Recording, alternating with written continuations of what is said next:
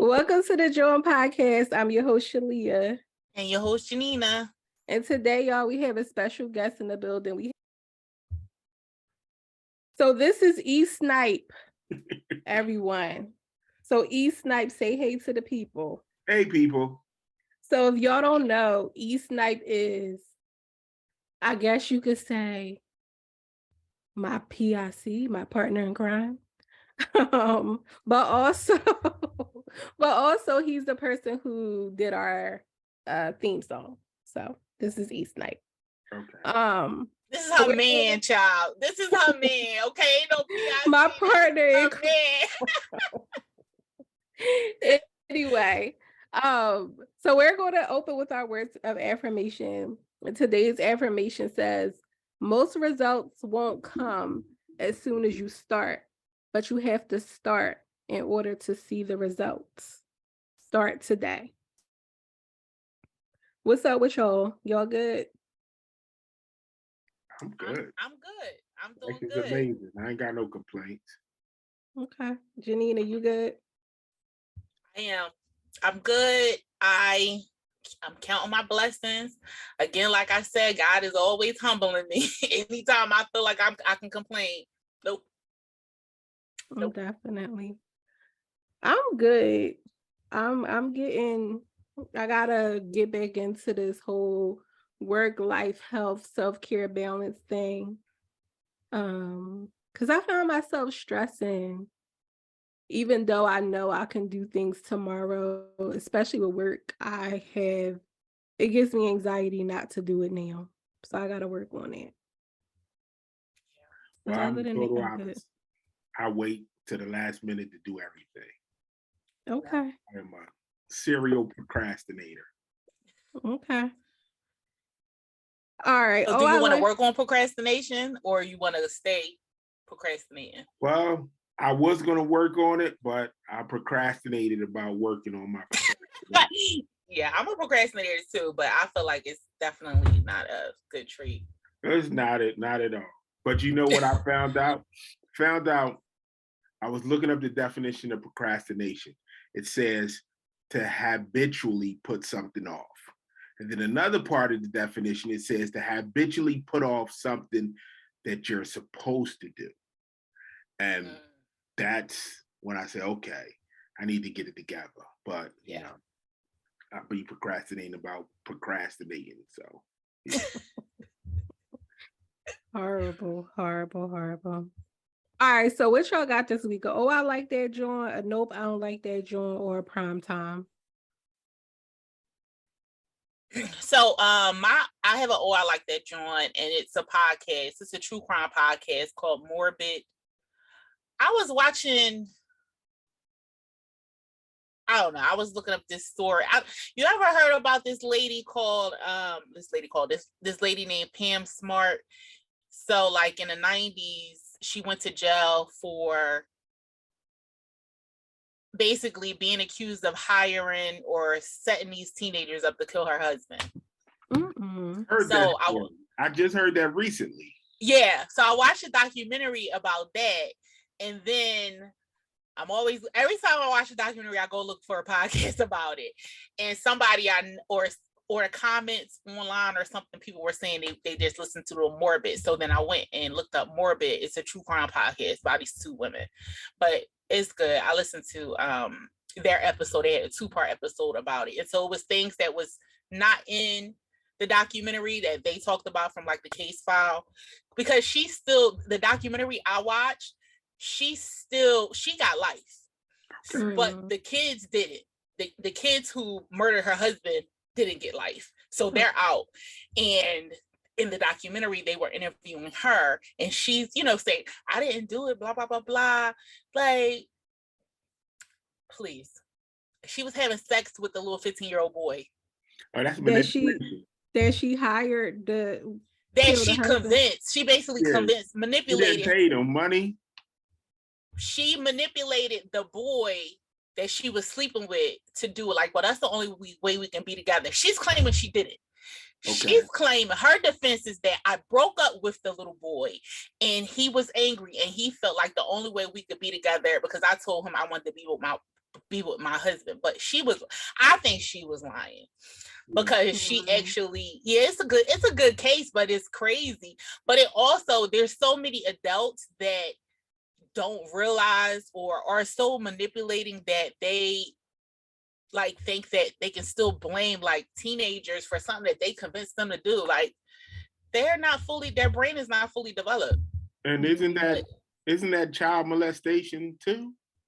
Statutory rape, isn't that also? Depending on the age of consent of the state. The state, yeah. Yeah, but and it wasn't even, it was, I mean, he was telling people she worked at the school. She wasn't a teacher, but she worked at the school. Oh, wow. She worked at the school. That's how she met the kids. Oh. That's crazy. Wow. Mm-hmm. Yeah, it was crazy. So she went to jail for life, and then it was like the boy and his friends. The boy pulled the trigger, but they all like went to the house and staged a robbery or whatever. Wow. Yeah, it is crazy. So what you got, Eric? You got, oh, I like that, JAWN. Nope. Or yeah. When I went to Philly last week, I started watching this series on a plane called The Night Agent, and it's about this guy, and he works for the FBI, but he doesn't do any real work. He just answers the phone in the basement of the White House. And one day, this girl, her family was being pretty much murdered. Someone was coming after her family, and one of her aunt gave her this number, said, call this number and say these specific words. And turns out that the aunt was an undercover agent, the aunt and the uncle. And so she said this specific words to this guy who was answering the phone, and that started everything. It's very, very good. I'm trying to figure out who's behind everything. It's like a whodunit. Well, not like a whodunit. It's a whodunit. Trying to figure out who's behind everything. Well, so, when did it start? When did it start? No, what? You said it started everything. What did it start? Because, so the young guy, the guy who's the star, pretty much, he like a year before this happened, he was on a train and he saw somebody looking suspicious with a book bag. And he saw the person leave the book bag. He went over to the book bag and it had a bomb in it. It exploded. And so he was cleared, but people are saying that he had something to do with it. So the woman who works in the White House, she believed him. And so she gave him a job just answering that phone. Oh, okay. Yeah, she gave him a job answering that phone. He hasn't been on the field since. Okay. But when... Oh, he was already a CIA agent. He was an FBI agent. Oh, and FBI. The girl, when she called, she trusted him. And so they have him taking care of her to keep her safe. So it's a lot. I saw the preview for it several times. Yeah. Is it Netflix? Netflix, yeah. Okay. Yeah. Okay, cool. I don't know. I haven't been watching as much TV. I don't watch a lot of TV anyway, but I did watch this show called Made on Netflix. You watched it? I didn't finish it. Oh, okay. It was really good. It was about I didn't really like Anika Rose in it. It was like about a mother who got out of abusive relationship. She had a daughter. She got this job as a maid, but the job that she had with the company, she had to get on a ferry and she was late, and it was just a whole process. But it just goes through her being a maid and the challenges that she went through with having her daughter, and then the father, and it was good. It was really good. I think her mother had some type of mental illness too. Yeah, definitely. Okay. So you gotta hit this joint up is where we highlight a small business, and this week we are highlighting a business called 1040 Creative.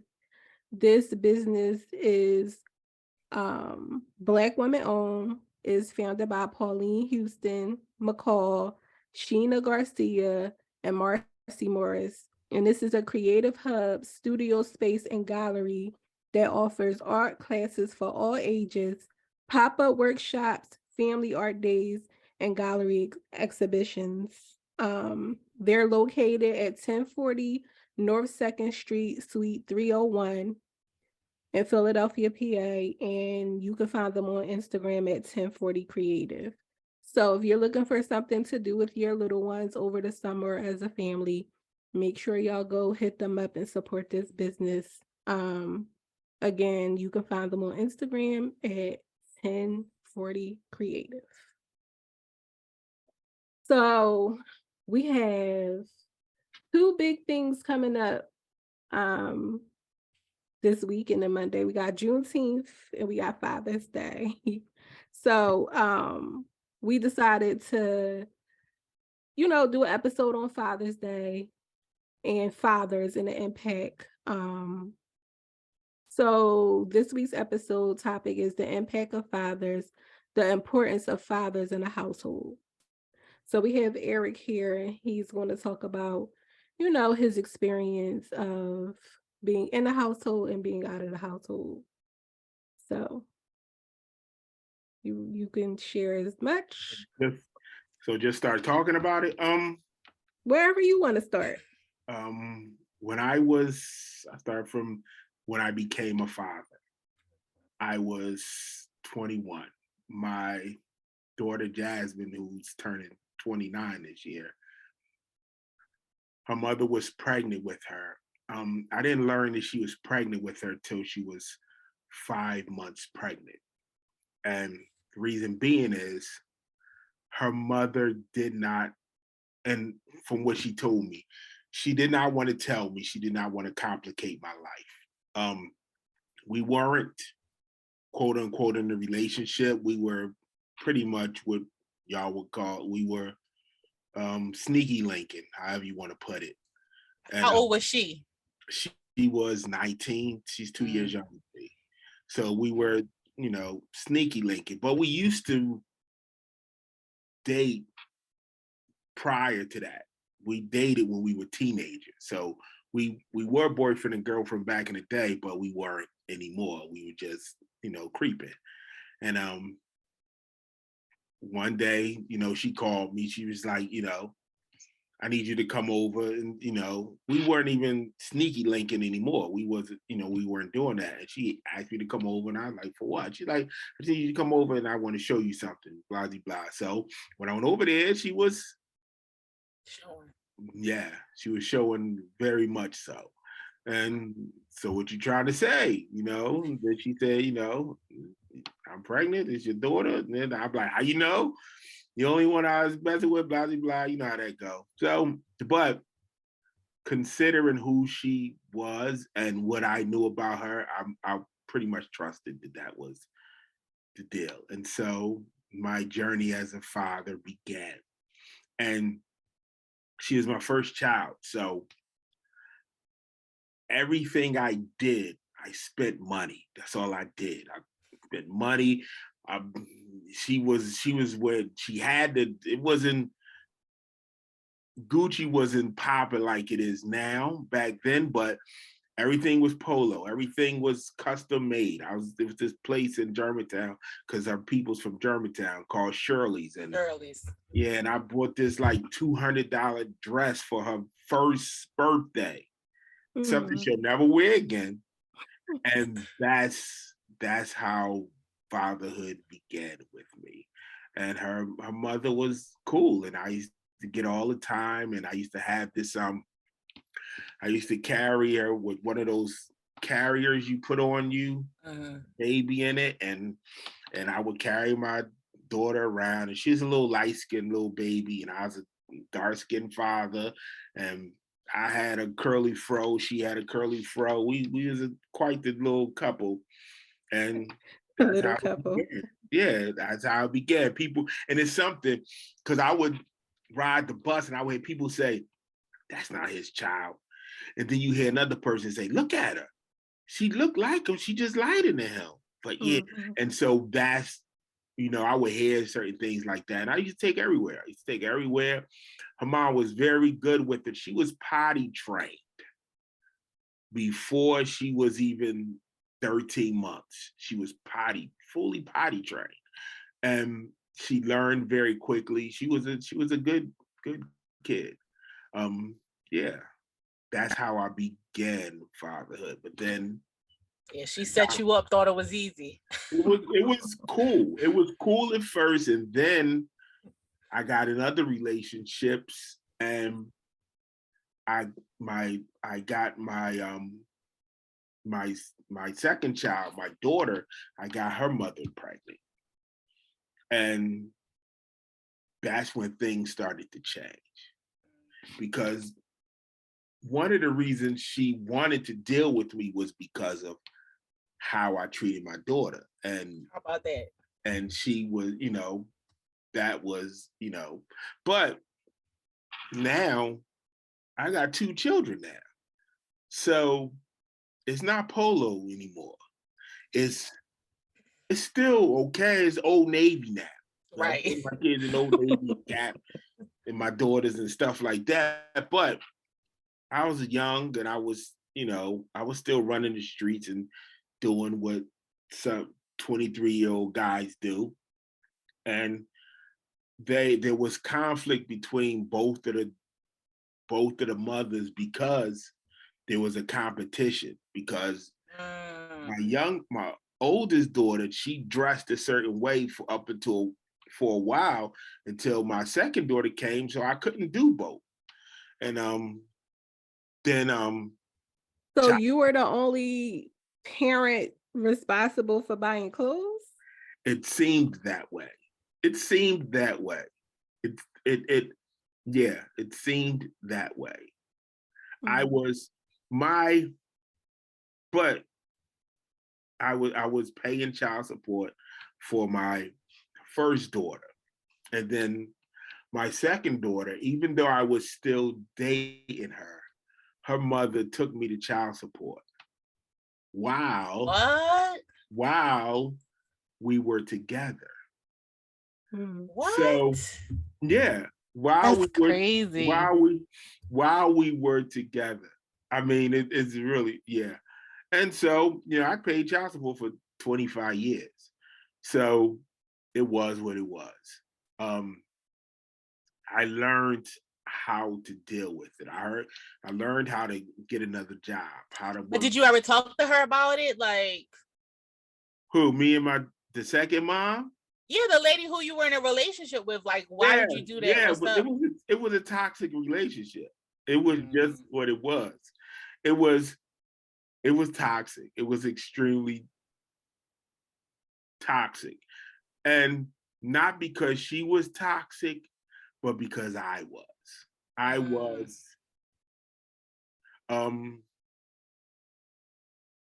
considered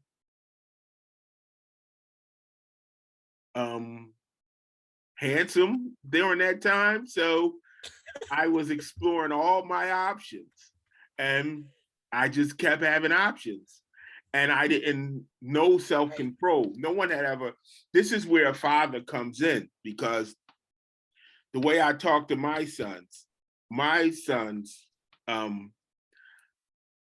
both of my older sons, we'll get to when I date them later, how they came up. No, we not. Both of my you got we have a two-parter. But like, you're gonna have to skip some parts. Both of my oldest sons saw me conduct myself in a certain way. So for the most part, when they were in a relationship, they stayed with the same women. And that's something that I know they learned from me. So they weren't running around and dipping and dealing with other women. You say because by the time you were fathering them, you were beyond that point. I was beyond that. And they got to, even without talking, they saw the example. So you didn't have that example because you didn't meet your father until what age? No, I didn't meet my father till I didn't physically really meet my father till I was 25. That's when I met him. But I wrote a song, and the song, yes, in the song, it's called A Father's Love. I do it every Father's Day. And in the song, I say I met my dad when I was 28, but I really met him at 25. Only said 28 because it rhymed better. So the next line had the rhyme. So I Okay, said, Tupac.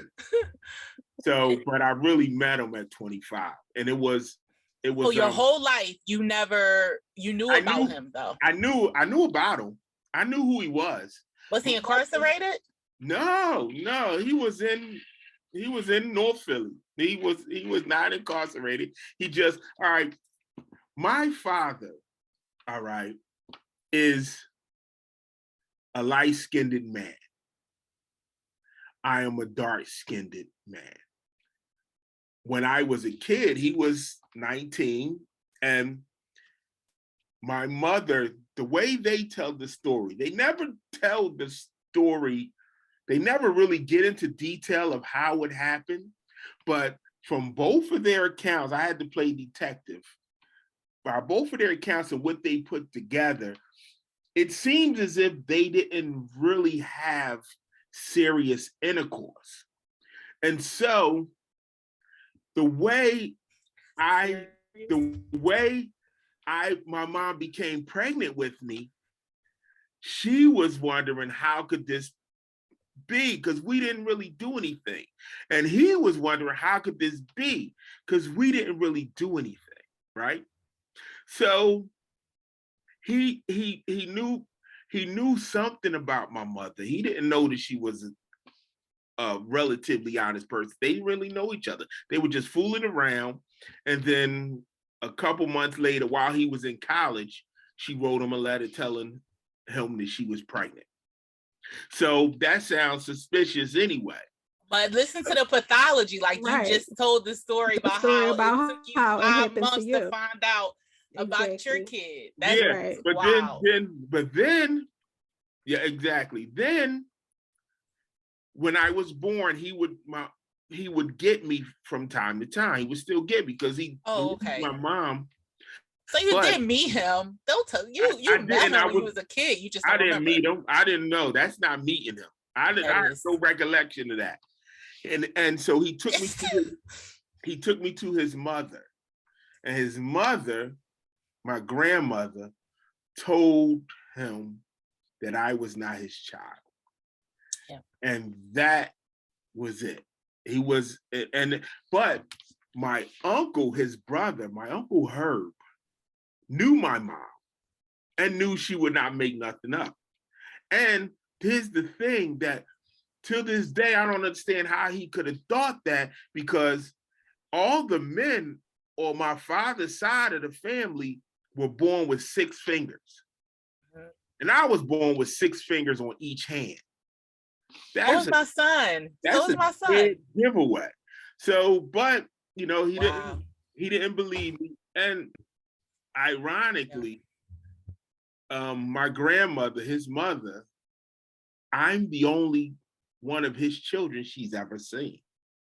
What? And wow. She passed away. I'm the only one she's ever seen, and I'm the one who she said was not his child. Yeah. That's crazy. And yeah, I will agree that a lot of times mothers make or break that relationship when it comes to their sons. Because my niece, her grandmother was the one who said, "Oh, she's an Amos." You know what I mean? And then that's when her dad was like, "Okay, like." I mean, because people respect their mother's opinion. Mm-hmm. Well, I get it, because when I later on, when I was my second daughter, when her mother was pregnant with her, I thought I had another girl pregnant at the same time. And Wilding out. I was out there. I was in these streets. And what I was told was that it all comes back, because what I was told is, she told me, this is your baby, blah, blah, blah, the girl. Other things led up to that. But I went to the hospital and I saw the baby, this very handsome young man, little light-skinned baby. And I thought nothing of it, because I'm dark. My dad's light, that could happen. And she was very light-skinned. So that's a possibility. And she wouldn't lie about this. So started taking care of the little boy. I would get him every weekend for 10 months straight. I would get him, bought all his clothes and all that stuff.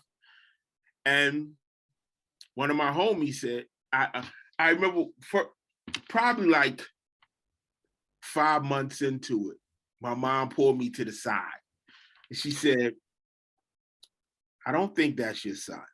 That's what my mom said. Mm. And knowing what happened between my father and his mother, my mom might be wrong. That's what I'm thinking.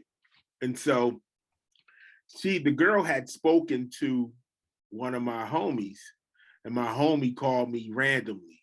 He said, yo, E, that's not your child.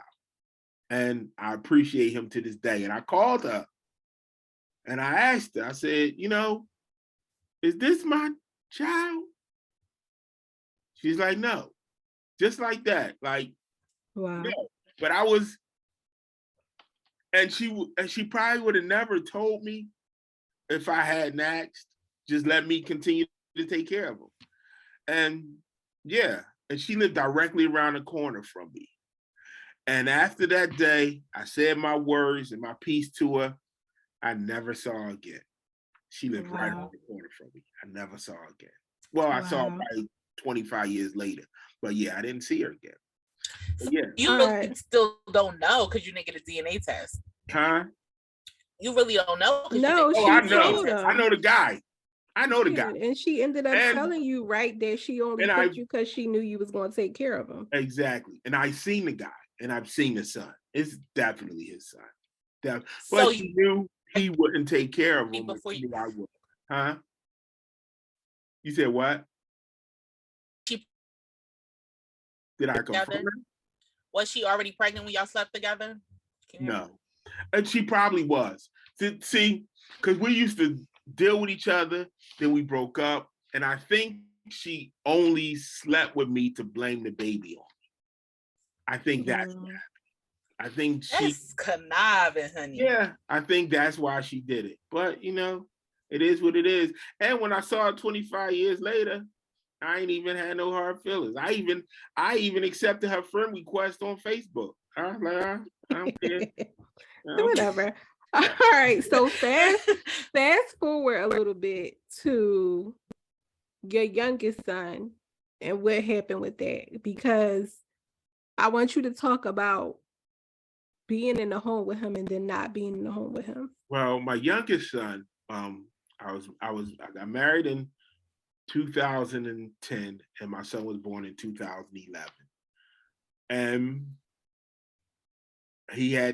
I was there every day, all his life. And then in 2016, my wife at the time told me that, and I don't know how better way to say this, but this is exactly what she said. She said she didn't want me anymore. So she no longer wanted to be married. And I was like, what about my youngest son's name is Elijah. What about Elijah? She didn't care. And he went from seeing me every day of his life to not seeing me anymore.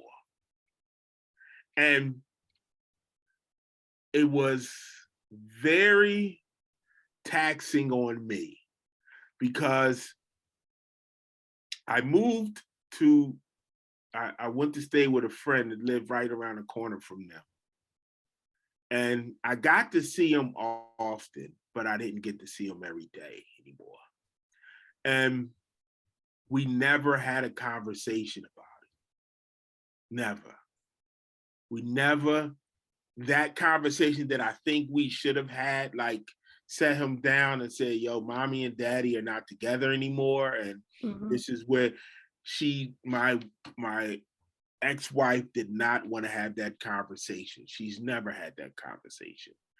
And so when I had times with him, I would get to see where he's at and gauge what I can tell him and what I couldn't tell him. My whole thing was not, one thing I did not want to do. I didn't want to make her look bad to him. No matter Right. how angry I was, no matter how hurt I was, I did not want to make her look bad to him because he's part of her. And I don't want him to feel anything about himself that's not up to par because I didn't want to didn't want to dog his mother. But having it was devastating on me. I know it negatively affected him, but it was very devastating on me also. And it was Right. I know how it was as far as like discipline and things of that sort. Then it was when I was in the home, it was like I could just say something and he'll act right. But when I wasn't there, he was free to do stuff that he would not have done if I was present. But And what year did you get married? I got married in 2010. I got divorced in 2016. And even now, When I'm sorry, go ahead, Janina. so she wasn't pregnant when you got married, right? Yes, she was 2 months pregnant when I got married. Okay. So did you marry her because she was pregnant? In a way, but not in a. I married her then because she was pregnant. I was going to marry her anyway. Okay. But yeah, I mean, just knowing that, set it up. He was basically. So you're like, well, this would be the only kid that would have been born like by your wife, right? The only kid born, what do you mean? The only No, kid born he in had wedlock? Oh, he was married no, before. he was I was married married before. I Okay, had we 2 skipped through sons. that. So okay. Yeah. Yeah, she skipped through skipped that. I have 2 sons that were. So my oldest son I'm all over the place with kids. My I know. oldest son That's why I said is not biologically my son. Right. His mother, we used to date back in the day and we had lost in touch. And when she came back into my life, she was 7 months pregnant. I know it wasn't biologically my child. But, and I always tell people this part about it, when she told me, and this is, and I don't care if people understand, but when she told me, I knew he was my son. Right. Not biologically, but I knew that I would. He was assuming that role of his father. I knew I would raise him, and I know that she came to me because she knew I would raise him. I know that's what it was, and him and my son are 10. Her and my next son, Israel, are 10 months apart. So what is that? What is that? I don't know. I think it's my because you didn't put your phone on do not disturb. That's not what it is. Computer. It's my computer. See, this is the thing. Oh my gosh. I'm not the most tech savvy, but I did something. I think this might work. We'll see. Okay. But make a long story short, you were married to Israel and Eric's mother. Yes. So that's an important part too, because for a part of their life, you were married to their mother, but then things happened in her life and you had to take on the role of the single father for them. Well, when Eric and Israel, right? Eric was 10 months. Israel was 2 weeks old. Their mother left me completely. She just up one day and disappeared. And I had was going through her own struggles though. Exactly. Yes. Yeah. It was postpartum. She wasn't into drug stuff yet. That came later, but she was. But she didn't leave you. She left all of y'all. Right. She left me with the kids. No, she left everyone, not just you. She left everyone. Out. Yeah. And she took, and I had to figure it out. I just had to figure out. And, I called my peoples and my family helped. And I I hired my aunt to babysit, and so I can go to work and still do what I had to do. And about probably like 4 months later, she showed up again, and it So worked. then when did you take on, at what age were they when you took on a role, when she got into drugs and you took on a role? Because they Well, did live with you and your ex-wife for a little bit of time. So basically once you and your ex-wife divorced, then you became a single father to them. yeah, it was yeah, when I got married in 2010, so they were like 9 and 9 and 10 years, maybe 9 and 8 or 9 and 10. That's how old they were, and they were in elementary school, and then me and my ex-wife were raising them, and yeah, we took them from elementary school. I used to, but they used to stay with me like long spurts of time. She used to live with this guy who I really didn't want my sons around. So I would, I would, the school was in, um, Eric, you give it, we don't need to know okay, all this okay. stuff. But Like, you she used give to live with this guy much. I didn't want them around a lot. So I used to travel back and forth to make sure that I'm with them as much time as possible. And yeah, so when I got married, they came to live with us. Right. So They even now though, that you're living in Georgia, your son is living in Philadelphia, I personally see, because I've been there and I see, how happy he is to get picked up for the summer. And then when he gets dropped off, it's an emotional mess.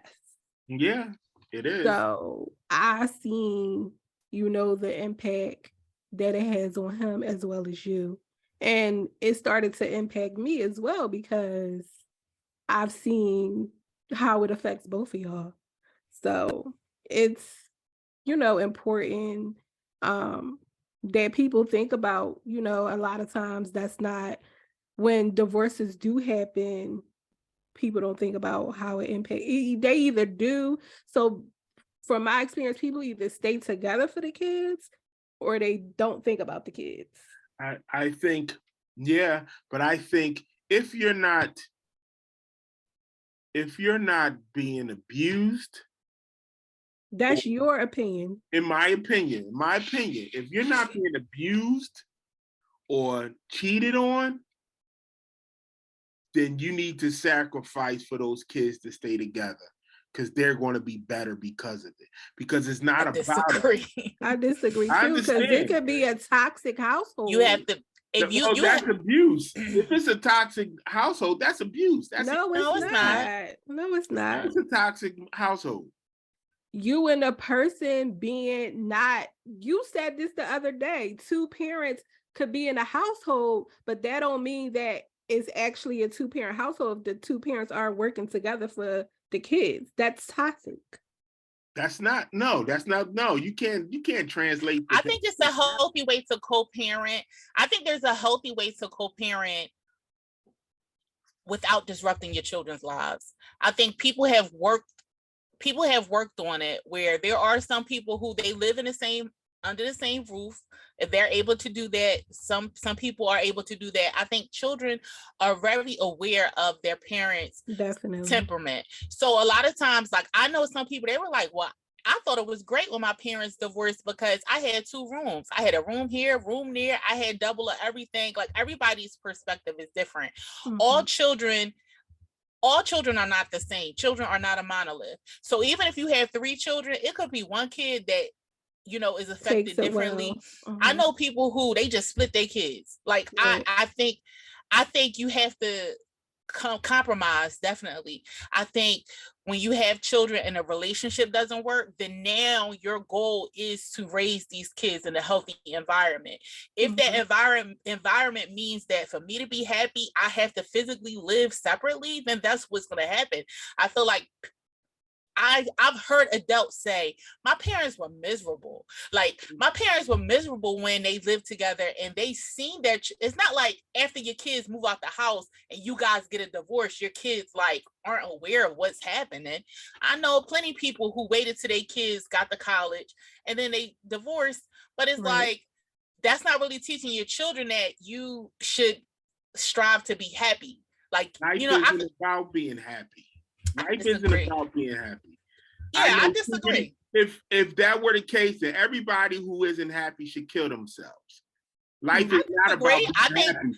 Life is about working through it, even though you're not happy.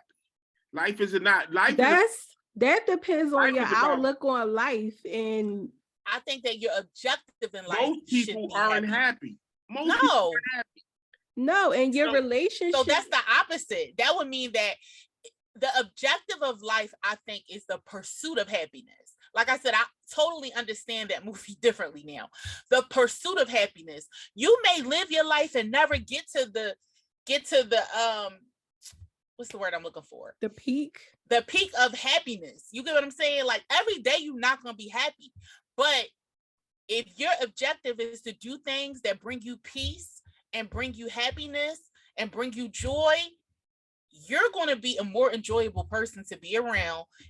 You're going to like yourself more. Like, I just think that life is not going to be like roses and candy all the time, but you don't want majority of your time on this earth to be miserable. I agree because even Eric, even you say now that you're out of the marriage, how much you appreciate not being in the marriage. Oh yes, right. This is one of the reasons I do that, and I feel that way, and this is the reason I say that is because I look back at it and I knew what I would have had to fight through. Exactly. I don't have to fight through that. Exactly. But so imagine people who are in worse situations than that, what they got to fight through. But I would have fought through it, and I would have still found happiness within it. Right, and that's you. Everybody's not built like that. Yeah. So therefore, everybody can be. It depends on everybody don't have that mentality, and everybody don't have that strength. So if you think and you say the things that there was no abuse and no cheating. So imagine, add that into the whole equation and have somebody say, oh, I'm going to stay because I got to fight through this. Well, it's emotionally taxing. Like I was saying before, if there's abuse and infidelity, then yeah, you shouldn't be there. But if that's not the case, then you need to stick it out. Yeah, but people have other stuff going on besides that, though. It's a lot. I understand what he's. I think I understand what he's saying. I think you're saying is when there's a child involved, you need to work harder to try to get through your issues, not to give up as easy. Exactly. Okay. Exactly I get what you're saying, but I think you were presenting it as like no matter what. I understand. I understand. Even with my situation with my ex-wife, I don't think she should have divorced me. I'll never say that. However, I understand why she did.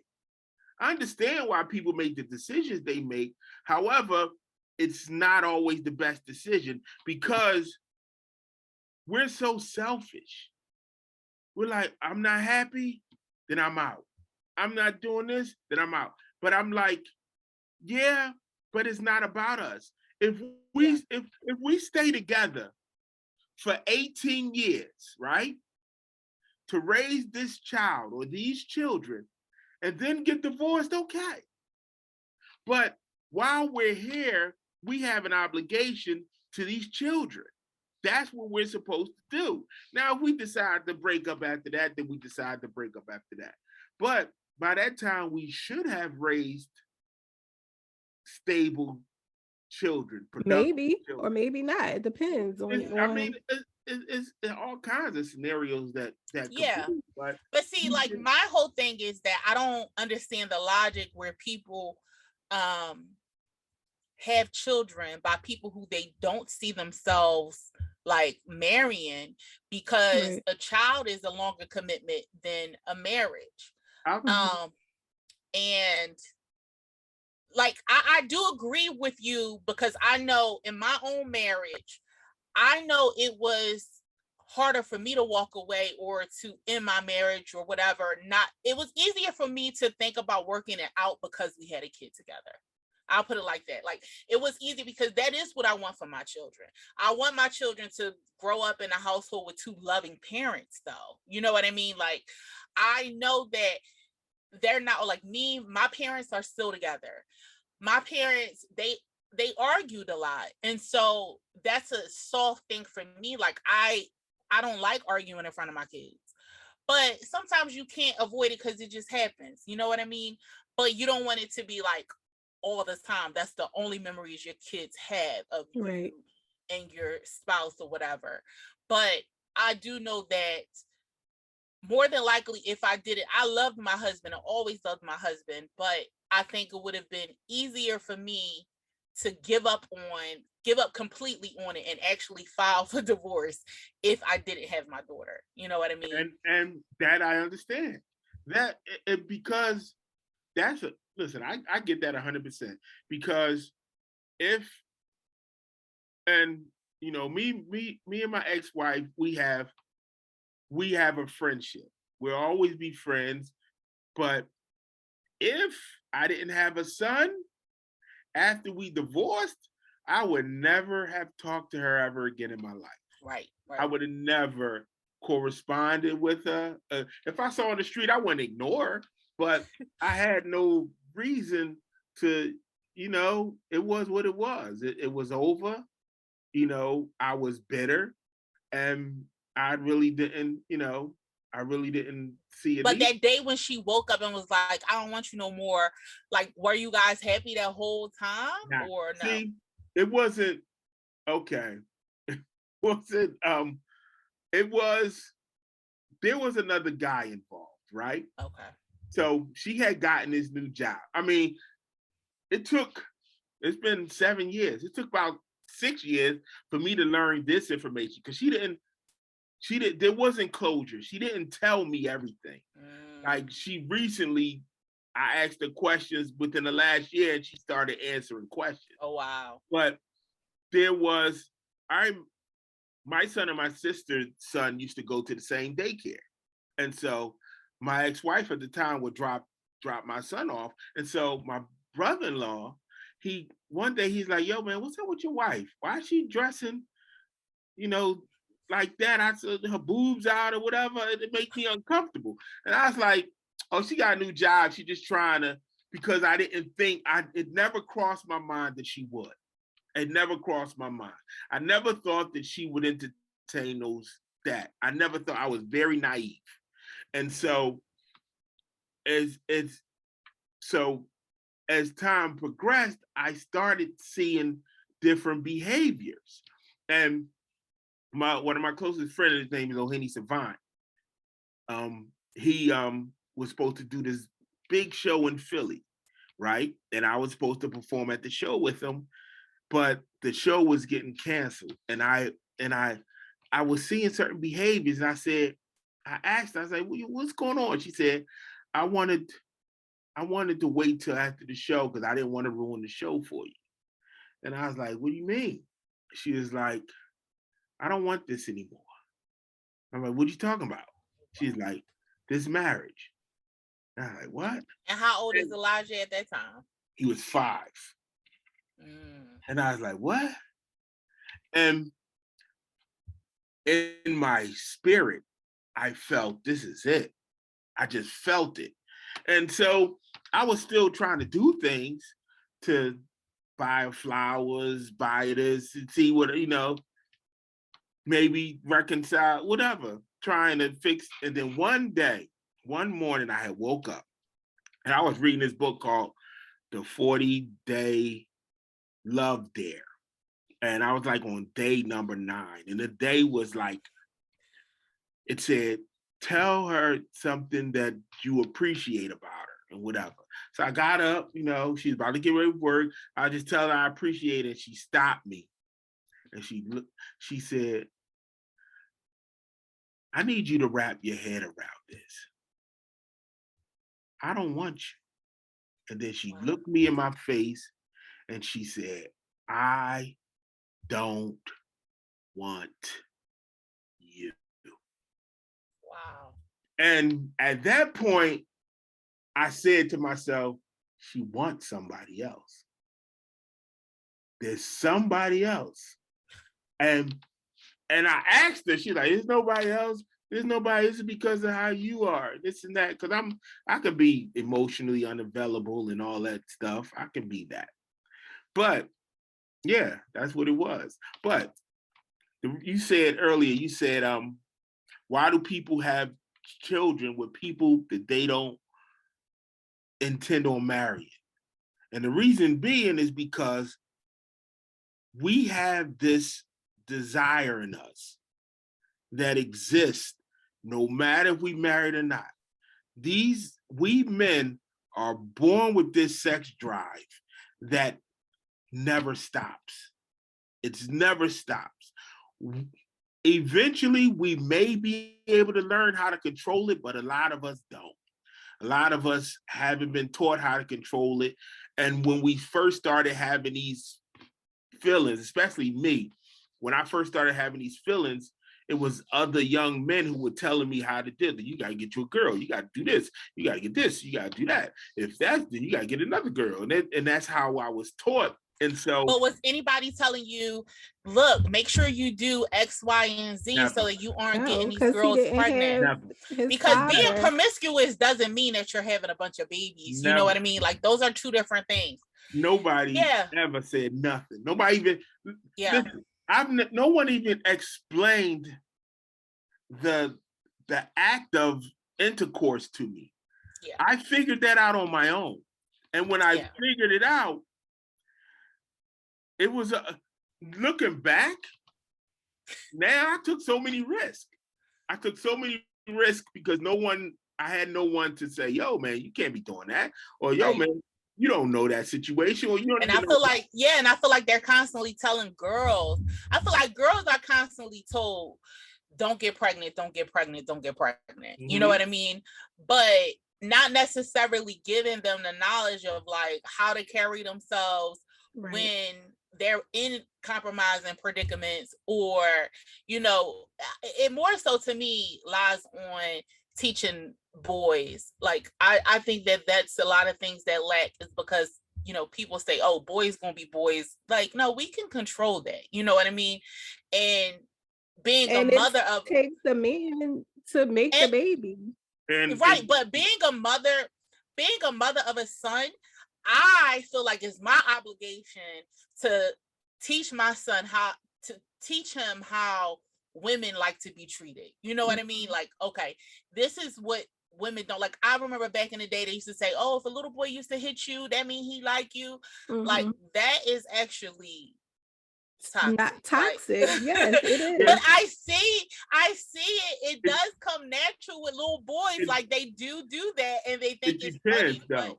Even now, as a grown-up, when girls like you, even as a grown-up, you can be, let's say you go on a date and you talking with a girl, she'll hit you. She'll laugh. No, we're talking about boys hitting they do that. We're talking about boys hitting girls. Like, girls, even now I hear like, oh, this little boy hit me. He's bullying me, but that's because he likes you. If he likes you, he shouldn't hit you. That's what we're saying. That's exactly what we're saying. He shouldn't be hitting you. That's what we're saying. That's what we're saying.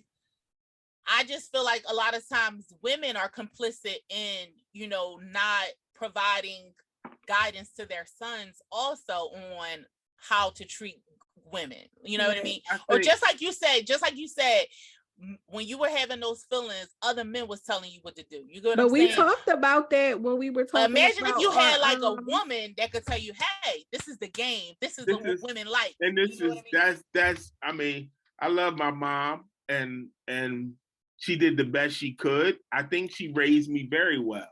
However, there were some things she missed, and certain things. You know how I learned how to treat women from romantic comedies. That's how I learned what women like.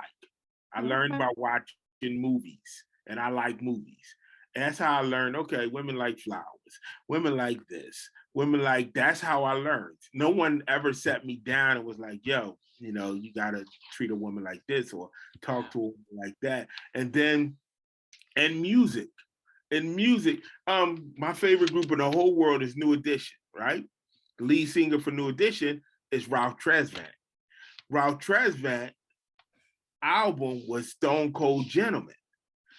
I said, what's a gentleman? And then I found out what it meant to be a gentleman. And then I learned how to wear ties and wear suits and wear watches and smell good and be a man.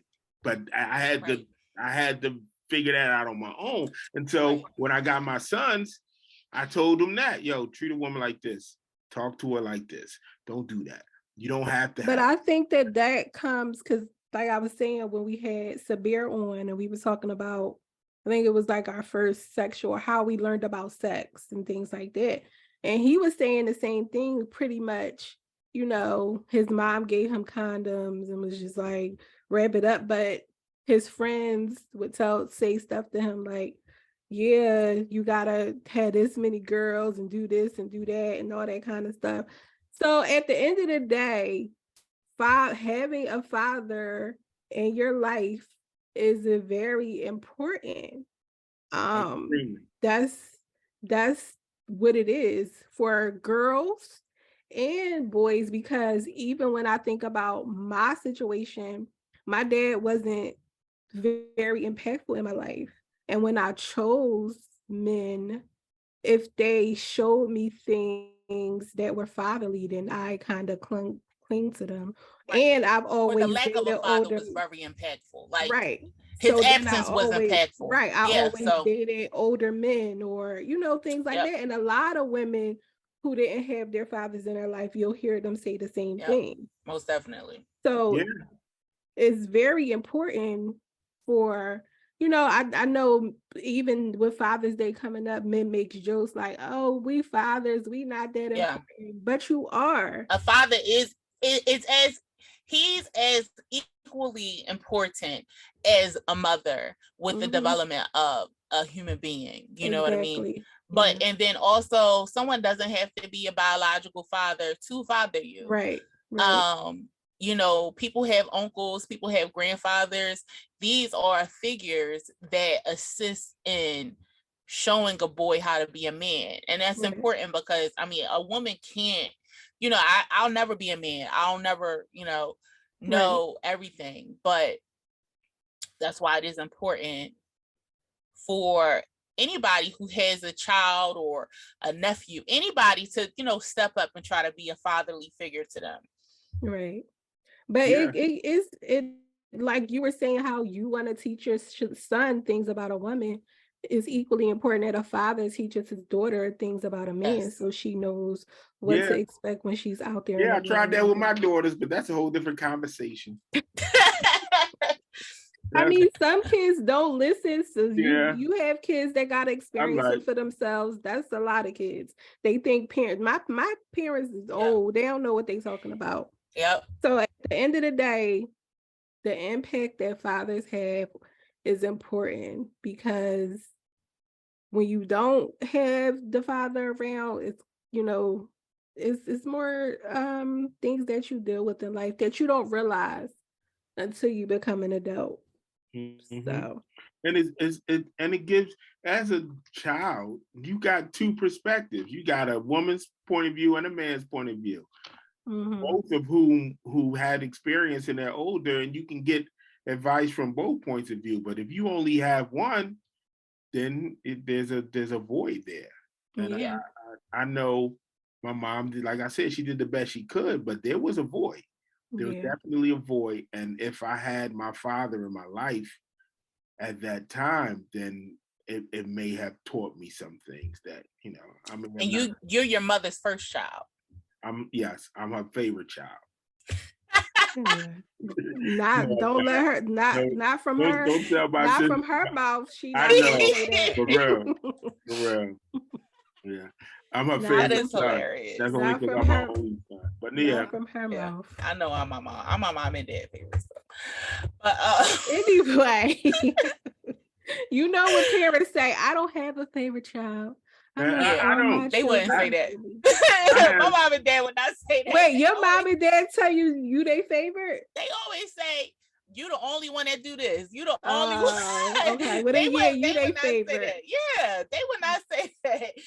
They know, people know what they do. Like, you know, if you are showing up for your parents and you doing stuff for your parents. Yeah. I don't have a favorite, but I do have. Yes, you do. No, I don't. Elijah's not your favorite. He's the youngest, so he gets, he's the he baby. gets the youngest day. So, but he's still your favorite. He's the baby and he's the last. It's different. But He's not the just baby. that, he takes on a lot of things that his father doesn't. He appreciates a lot of things that his I father do. does more than one than the older children do. Yeah, that I can say. That I can say, like when. And he's when probably the one that's going to carry on your legacy. Yeah, I would be with the youngest. He'll probably get the most in the will too. So see, because he's your favorite. Horrible. No. So is Elijah? Is he coming? When is he coming to Georgia? He's not. Oh, he's not coming this summer. Him and his mom got in a car accident, so he's doing therapy, and she doesn't want to miss that therapy. So that's weird. Now we could talk about that off camera. Yeah, he's not coming this summer, but we're going there in August. So yeah. And you know, we'll see. But yeah, he's not coming this year, which is annoying. Yeah. Wow. Yeah. Well, it's I'm glad sad. they're okay, I guess. Huh? Yeah, cool. They fine. We'll talk about it off camera. But you got to do certain things to get certain things. You know how that go. Anywho.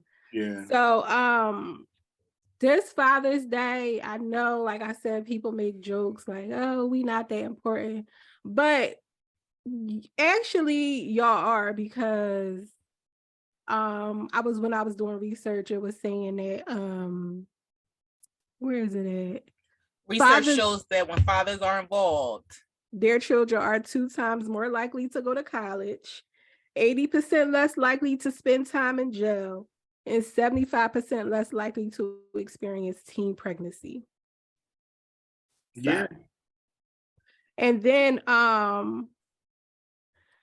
like Janina was saying, just it can be another impactful man in your life, because Father's Day cards are being bought, but only 50% of them are only being purchased for dads. So they're buying a card, but statistics show that it's for other, special men in people's lives as well.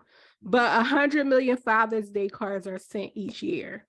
So contrary to popular belief, people are, but dads are different. Moms like to go out to dinner and do stuff. Dads will be like, no, just, you know what I mean? So when y'all make jokes, we so used to being underappreciated. No, don't say that. So when y'all sit there, when your kids ask you, like, Dad, what you want to do for Father's Day?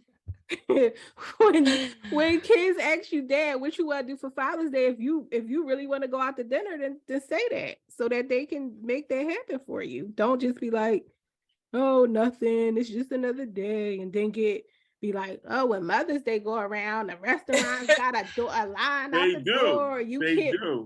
Anyway, because women like to be taken out. That's why. Exactly. I just said that. Yeah, that's all. But yeah, it's okay. But make sure you appreciate your father if he's still here, or that uncle or that godfather that's making an impact in your life, because trust me, this is going to be my second year without my father. And like I said, even though he wasn't always there, I still miss him. Yeah. And I still wish that he was here, for me to just call and say happy Father's Day. So make sure, the men in your life. Shut up. So yeah. So we're gonna Janina's gonna do our game that we play with our guests. Okay, so this is a this or that Spitfire game. The category is rappers. You ready? So you can't think about it. You gotta say the first thing that comes to your mind. Yeah, you got a short one, so you'll be fine. Jay-Z or Nas? Nas. Public Enemy or Wu-Tang Clan? Public Enemy. The Roots or Tribe Called Quest? Tribe Called Quest. Kendrick Lamar or J. Cole? J. Cole. The Baby or Lil Baby? Lil Baby. Really? Yes. Yeah. Okay. Yeah, I think that's the right answer. That's the right answer, Janina. That is, the Baby is the problem. You know why? You want to know why? Why? Because Lil Baby, it's something about his energy and his attitude. Yeah, that's what Janina said. The Baby. Lil Baby is the one that's actually like a genius. Yeah. And the Baby is the baby can rap. The Baby, yes. I was say the Baby has a great flow. He raps better, but his attitude sucks. But he's older too. He's in his 30s. Don't mean his attitude gotta suck like the way it No, did. that's true. That's true. Yeah. The Baby and he killed people. He killed people before. Right. Oh my God. In Walmart. He killed somebody in Walmart. Anyway, you could give people your social media information if you would like. If you guys love our theme song, this is the artist who wrote and recorded and produced our theme song. We got to get a new one. Yeah, I gotta do that. Yeah. It's E.Snipe, the artist. E.S.Nipe, the artist. Google it. Everything pops up. Okay. So we appreciate you for coming on and sharing your thoughts and feelings and being open, sharing a part of your life with us. We appreciate it. No problem. All right, so we're gonna get out of here, guys. We appreciate all of our listeners and supporters, and we'll catch you guys on the flip side next week. Before I go, can I kick a rhyme before I go? Oh my God, go ahead. Psych. Really? Bye. Janina, kick him out. Kick him out, Janina. Hold up. Don't leave yet. Thanks for listening to my mom and auntie. Make sure you guys follow them on Instagram at @the_JAWN_podcast. On Twitter at W_the_J. On TikTok at the JAWN A podcast. And visit our website www.jawnpod.net.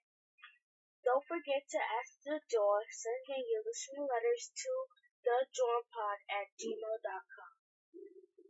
Period. This is the JAWN, a podcast. I love y'all. Be forward.